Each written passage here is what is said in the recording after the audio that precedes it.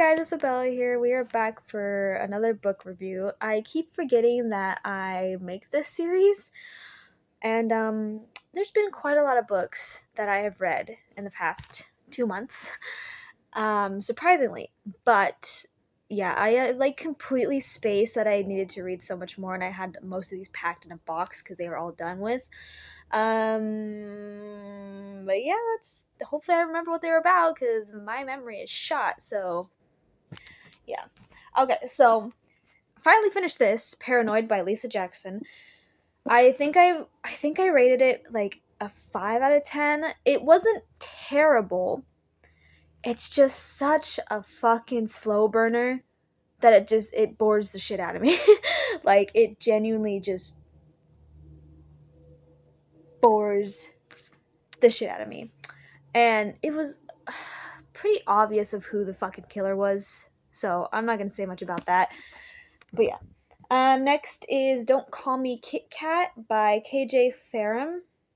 So this is about, so it says, junior high is where things really start to happen. Cliques form and break apart, couples are made and destroyed, and a reputation is solidified that you won't ever be able to escape. Everything you do and say and everyone you spend time with matters.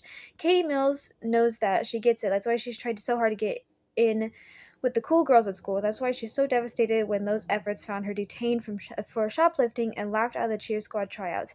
But Katie is more worried about than just fitting in. Her parents are divorced and always fighting. Her sister never has time for her, and her friends seem to be drifting apart. Even worse, the boy she has a crush on is dating the mean girl at school. Everything is a mess, and Katie doesn't feel like she has control over it. Certainly not over her weight, which is always topped out slightly pudgier than normal, at least according to her mother. So when she happens to catch one of the popular girls throwing up in the bathroom one day, it sparks an idea. A match that quickly engulfs her in flames. Is there any going back when she gets started down this patch? And if she if she could. So I think I gave it a 9 out of 10. I post these on my book Instagram, but this one I fucking loved. It I loved it and I hated it at the same time because it triggered the fuck out of me. It was so emotional, but it was such a good fucking book. But it did trigger the fuck out of me, and it's just my own trigger. It's not like an overall trigger, unless you would have an overall trigger for it, but it was just a trigger for me and one of my traumas that I went through, type of thing with ex-friends and all of that, and I'm just like, fuck. But I still fucking loved it to pieces. Come on.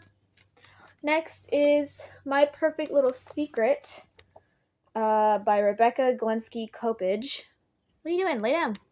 And this one is, on the first day of sophomore year, Lillian Grace Parker organizes handouts with sticky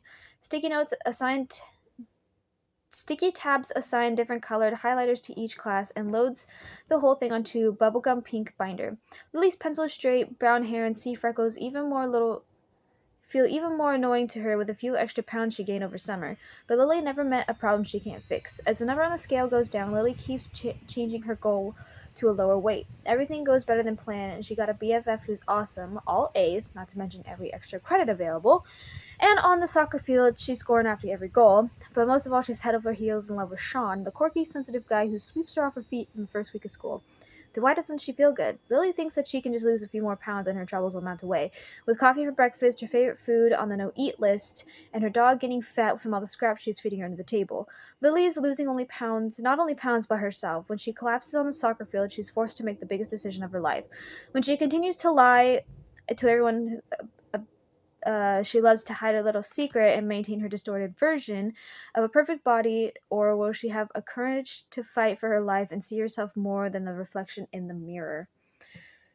So, I think I also give this one like a 9 out of 10 or a 10 out of 10. This was also such a very good fucking book. I loved it to pieces. It was so fucking just heartwarming, and as triggering as it is when it comes to eating disorders and all that stuff, it has such a happy ending. I love when there's so much that goes on all at once, and there's just so much fucking background and so much backstory to it, but then ends with the happy ending. I love it, but it also kind of makes me mad because it's like, that's Not as easy as it seems like, type of thing, but I still really loved it.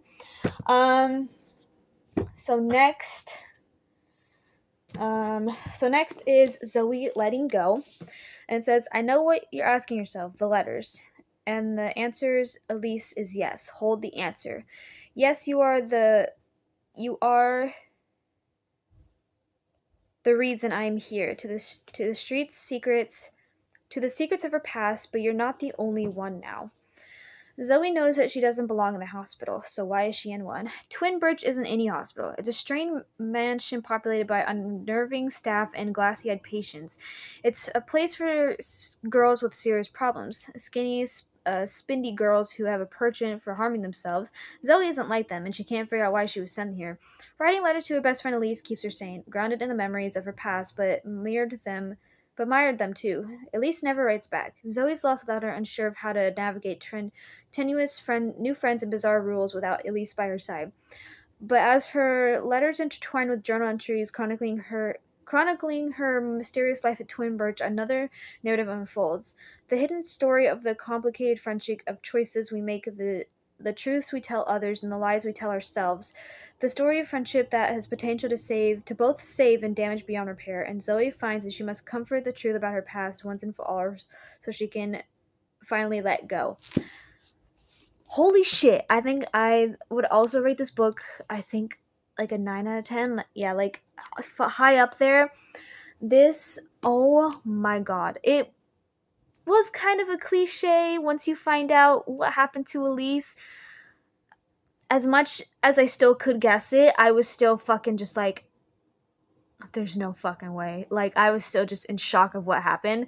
But this was such a good book. It kind of, I don't know. It was kind of just infuriating because the girl's like, oh, I don't have a problem. Why am I here? I don't want to be here. I want to go home. I don't deserve this. I don't, like, whatever. Like, spiraling of, like, oh, in denial and all that shit, which I don't like when it comes to eating disorder books, but whatever. It was still super good, and I loved it a lot.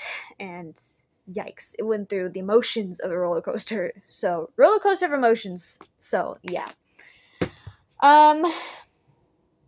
Next is The Glass Girl by Kathleen Glasgow. So, if you all know, that Kathleen Glasgow is probably my second favorite author of all time, and this book is her thickest book yet. And I have all the other three books that she wrote that I've done stuff about, except for Girl in Pieces. That's because I read that like a million years ago. But holy fuck, this one was definitely 10 out of 10. Oh my god, this was so fucking good. And usually I don't read like 400-page books like right away. I'm trying to get through just like the short books that I have, but I finished this within like a couple days because that's how good it was that you could not put it down. But it says, I am the problem, it's me, I'm the problem no one wants to solve or love. Bella is at a breaking point. Everyone in her life needs something from her, and there's only one thing that dulls the pain. Alcohol smooths the sharp edges and makes it all so much easier. When Bella drinks, she doesn't feel heartbroken over her ex or caught in the middle of her parents' divorce. But one night changes everything. When she wakes up in a hospital with no memory of what happened, it's time to face reality. And for Bella, it means that means rehab and a bumpy road to recovery. It's kind of weird that the character has my name, but, you know, it still just went through so fucking emotions of just like, oh, I'm not an alcoholic. Like, sure, like, the girl's fucking 15.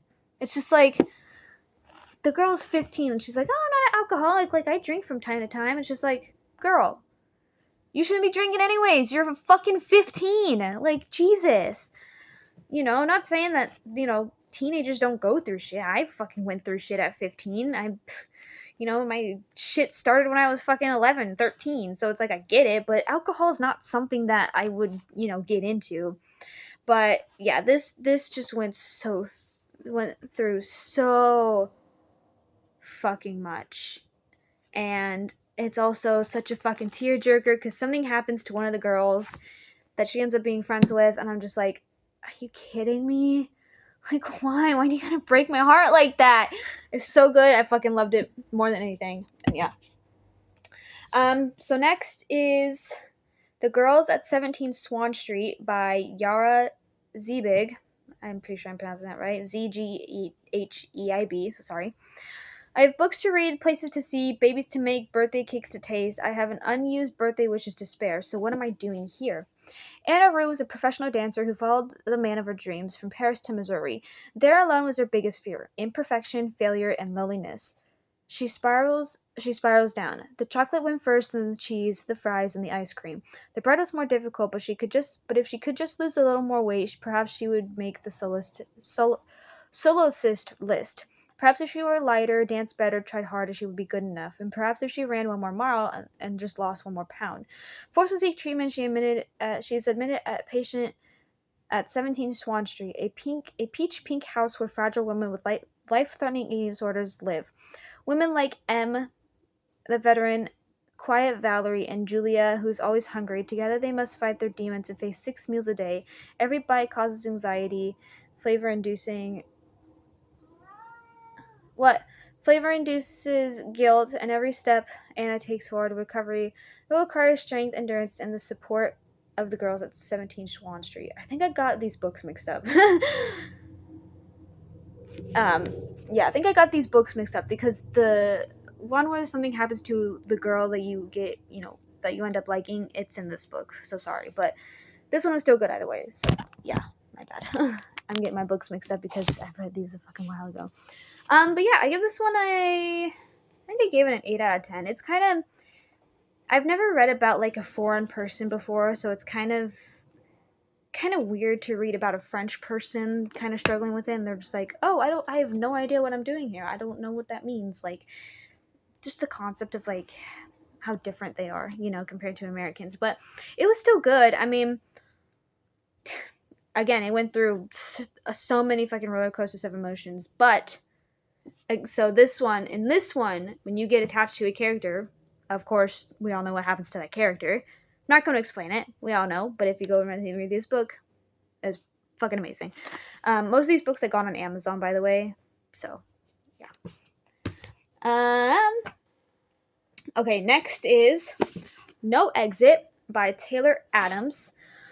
So it says, 13 hours, 4 strangers, 1 missing child, no exit. She knows her odds and she'll fight anyway. On her way to Utah to see her dying mother, college student Darby Thorne gets caught in a fierce blizzard in Colorado Rockies. With the roads impassable, she's forced to wait out the storm at the remote highway rest stop with no cell phone reception. Inside are some vending machines, a coffee maker, and 4 complete strangers. Despite to find a signal to call home, the exhausted young artist student goes back into the storm and makes a horrifying discovery. In the back of a van parked next to the car is a little girl locked in an animal crate. Who is the child? Why has she been taken? And how can Darby save her? There's no way to call for help and no way out. One of the following travelers is a kidnapper. But which one? Trapped in an increasingly dangerous situation on the edge of civilization with a child's life in her own hands. Perry! Darby must find a way to break the girl out of the van and escape. But who can she trust? Alright, so I definitely give this book a 10 out of 10. I finished it literally in one day. My boyfriend bought me this book for my birthday. He took me to a bookstore and I bought this because it sounded fucking amazing. And I read it in fucking one day and it was fucking amazing. Like it literally just keeps you on your toes and just keeps you guessing of like, what the fuck? And then, of course, once you find out, like, what happened, you're just literally like, what the fuck? Like, just like that. But yeah, no, this was super good. There is a movie about it, but the movie, I hate to say, the movie was fucking trash. It, like, skipped so many important fucking things, and the characters didn't even, like, portrayed like what they looked like in the books. And I know books and movies are different, when it comes to certain things, but it's like it skimmed past like so much information. I couldn't even finish it because it was so fucking bad. But yeah, that one was a good one. All right, so in the next 2 that I had just finished today and yesterday is Just Listen by Sarah Dessen. To find the truth, you've got to be willing to hear it. When she's modeling, Annabelle is a picture of perfection, but her real life is far from perfect. Fortunately, she's got Owen, the intense, music-obsessed, and dedicated to always telling the truth, but most of all, he's determined to make Annabelle happy. So, I give this one a 10 out of 10 also. This was such a good fucking book. It talks a little bit about eating disorders too, but it's only in one of the sisters because Annabelle has 2 older sisters. and it's her oldest sister that struggles with it. So it kind of talks a little bit about that, and then it goes through of um, how like she got friends and lost all these friends, and shit happens, a lot of bad shit happens that she just like kept to herself and like didn't say, like didn't tell the truth of like what happened to her at a party. I'm pretty sure y'all can connect the dots there. And it's just like it's it's a lot. It's it I can't talk about it without doing spoilers. So I guess if you want to go read it, then go read it. But pretty much it's just like one of her friends had a boyfriend. That boyfriend ended up doing something very bad to a lot of girls, and that happens. And then of course he always blames the girls doing stuff to him and makes the girl mad, so they stop being friends, and whatever.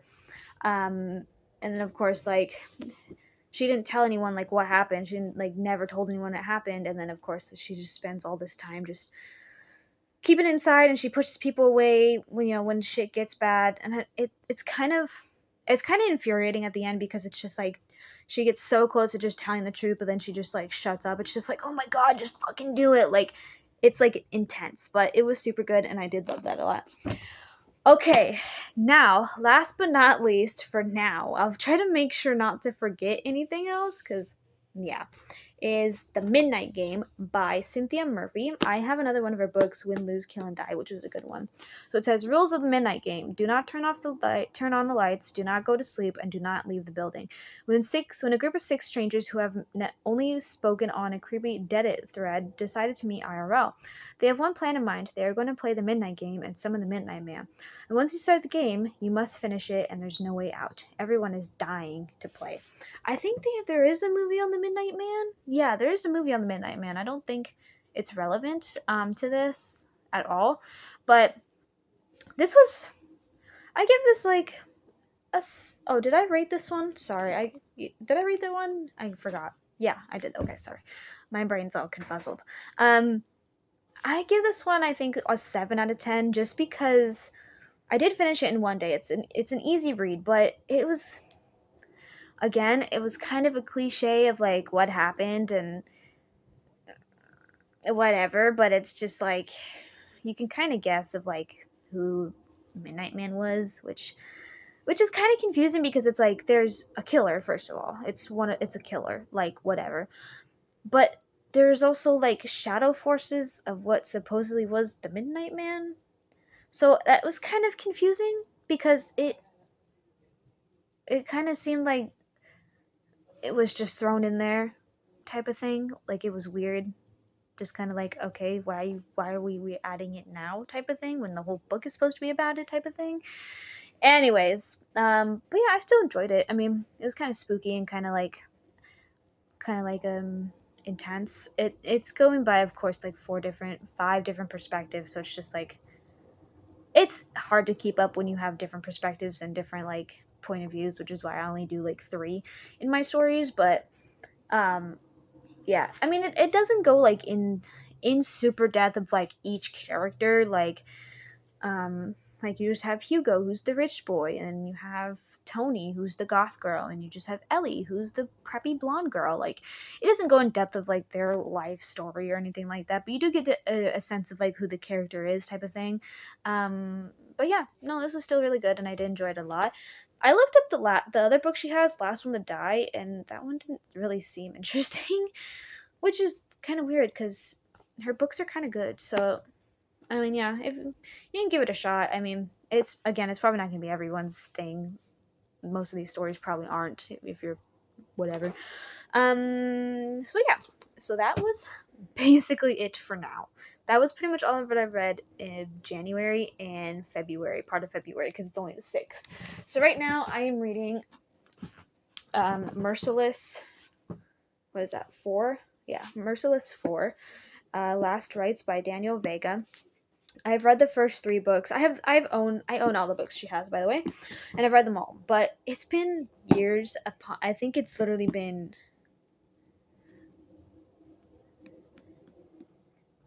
I want to say like 8 or 9 years since I've actually read her last 3 books, so I don't remember shit of what happened in the previous books.